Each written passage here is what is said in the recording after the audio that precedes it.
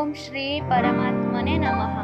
महात्मा गांधी तांको आत्मजीवनी रे लिखिछन्ति जे जीवन काल मध्यरे जेतेबेले जेकोसी जटिल समस्यार सम्मुखीन हुअन्ति सेतेबेले से भगवत गीतार आश्रय नै स्वतः प्रवृत्त भावे जटिल समस्यार समाधान पाइथन्ति।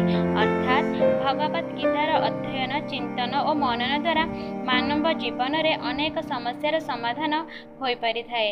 आज आमे श्रीमद्भागवत गीतार अर्जुन विषाद योगर 28 एवं 29 श्लोक विषय जानिबा।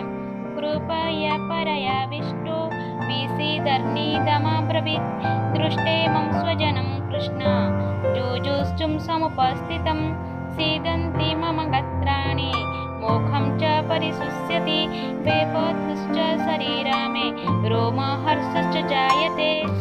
एही दुईटी श्लोकर अर्थ हेउछि एठारे स्वयं अर्जुन कहउछन्ति, हे कृष्ण युद्ध करने को इच्छा करी समागत होइथिबा एवं स्वजन मानक सम्मुखरे देखि मोर सबु अंग प्रत्यंग शिथिल हो जाउछन्ति एवं कंठ रुद्ध हो जाउछि, मुहरु कथा बाहरु नै, मो देह कंपुछि, रोममूल टांकुरी उठुछि, हाथरु गांडीव धनु खसी पडुछि एवं चर्म जेपरि फोड़ी जाउछि।